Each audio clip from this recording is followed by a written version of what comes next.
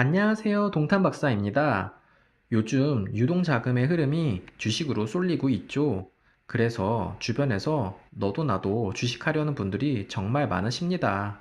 이미 많은 분들이 하고 계시고요. 부동산에 투자되었던 어마어마한 돈이 주식시장으로 흘러 들어가고 있습니다. 주식이 정말 부동산보다 큰 수익을 내줄까요? 오늘은 부동산 수익에 대한 내용을 주식과 비교하여 정리해보는 시간 갖도록 하겠습니다.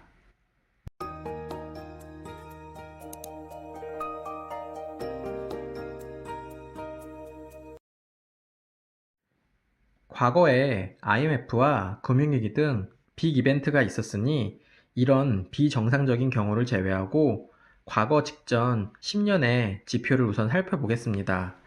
2010년 4월 우리나라 대표적인 주식시장 지수인 코스피의 경우 1750포인트였습니다. 같은 시점에서 코스닥은 530포인트였습니다. 이번 질병위기도 비정상적인 경우이니 제외하고 작년 고점의 지수를 확인해 보았습니다.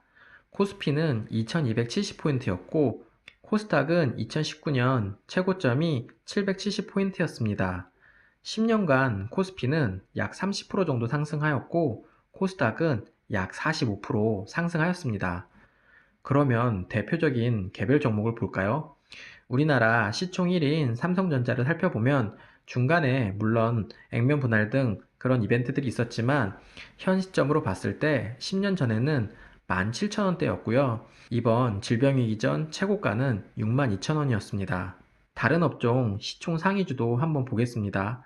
바이오 대표주인 셀트리온은 17,000원이었는데 약 25만원이 되었습니다.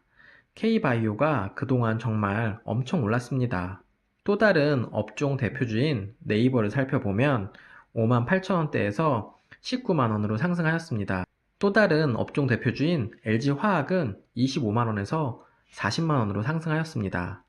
반도체와 K바이오의 호황으로 실로 엄청난 상승을 했습니다.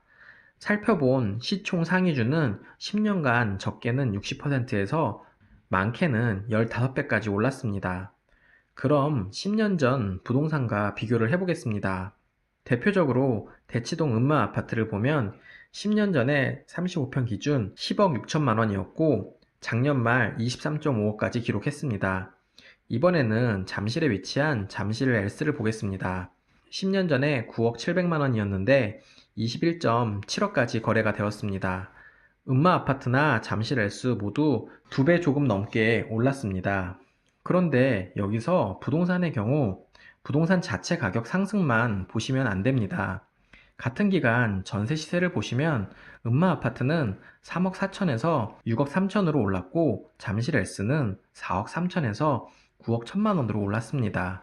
음마 아파트의 경우 만약 10년 전에 갭 투자를 하였다면 전세 시세가 올라 원금을 중간에 회수하고 단순하게 계산하면 4억 3천만 원 정도 투자금이 들어가서 지금 차익이 13억 정도가 난 것입니다. 마찬가지로 잠실 S를 보면 중간에 전세 시세가 올라 원금을 회수하면 단돈 6천만 원 갖고 12억의 양도소득을 얻은 겁니다. 음마 아파트는 3배 넘게 오른 것이고 잠실 S는 20배 가까이 오른 것입니다. 음마 아파트가 연식이 오래되고 재건축을 노리는 아파트라서 그렇지 조금 더 신축을 살펴보면 더 극단적입니다. 여러분 잘 알고 계시는 마포 레미안 푸르지오 아시죠? 10년 전도 아니고 6년 전 시세를 보시면 34평 기준 매매가가 6억 4천에서 당시 전세가는 4억 3천으로 갭 투자 금액은 2억 1천만 원이었습니다. 올 초에 매매가가 16억 5천이었고 전세가는 7억 8천만 원이었습니다. 이렇게 보면 그때 갭 투자했다면 전세가는 이미 회수하고 아파트 가격이 10억이 오른 것입니다. 수학적으로 수익률을 계산하면 무한대라고 봐야 하나요? 핵심지의 신축일수록 갭 투자 효과가 과거 5년간 매우 컸습니다. 이것이 부동산 투자의 매력입니다.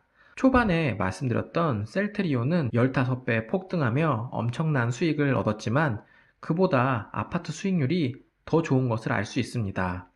사실 이것이 끝이 아닙니다. 아파트는 주택담보대출로 낮고 고정금리로 대출 한도를 많이 받을 수도 있습니다. 어떤 사람이 6억짜리 아파트에 당첨되었는데 입주 때 프리미엄이 7억이 붙었고 KB 시세는 11억이 돼서 대출 한도가 약 6억 이상 나오면 그야말로 원금 하나도 안 들어가고 저금리 대출로 아파트를 매입할 수 있습니다.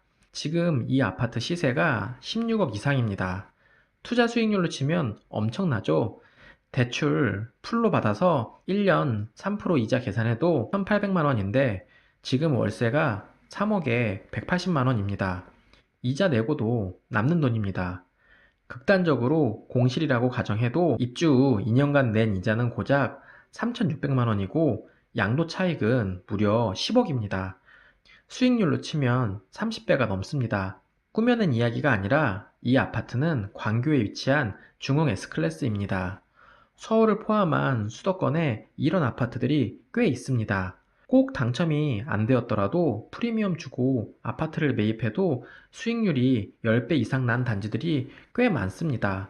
이처럼 아파트는 저금리 담보대출까지 이용하면 더 수익률이 커지게 됩니다.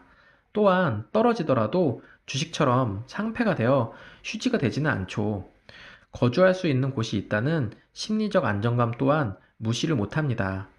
2년마다 집주인이 집을 빼달라고 하거나 집주인이 전세 끼고 집을 팔아버리면 또 어떤 주인이 올까 불안전하게 거주할 수밖에 없죠. 정말 마음에 들어도 영원히 그 집에서 거주할 수 없습니다. 장기적으로 보시면 수도권에 수십 년 전보다 지금 시세가 떨어진 아파트가 얼마나 있겠습니까? 설령 있다 해도 얼마나 손해를 보셨겠습니까? 주식은 잘못되면 휴지 조각이 될 수도 있는 것이죠. 또한 주식은 정말 상위 우량 주식을 제외하고 위험성이 너무 큽니다. 아마 10년간 마이너스로 역성장한 주식도 꽤 많을 겁니다. 금이나 환율 투자하시는 분들도 계시지만 수익률로 계산해보면 핵심지 아파트보다 수익률이 현저하게 낮은 걸 알 수 있습니다. 바로 이것이 부동산 레버리지입니다. 부동산 투자의 매력이죠. 오늘 부동산 매력에 대해 몇 가지 예를 들어 살펴보았습니다. 채권이나 금처럼 안전자산은 아니더라도 한국에서 부동산은 제가 볼 때 준안전자산이라고 볼 수 있다고 생각됩니다.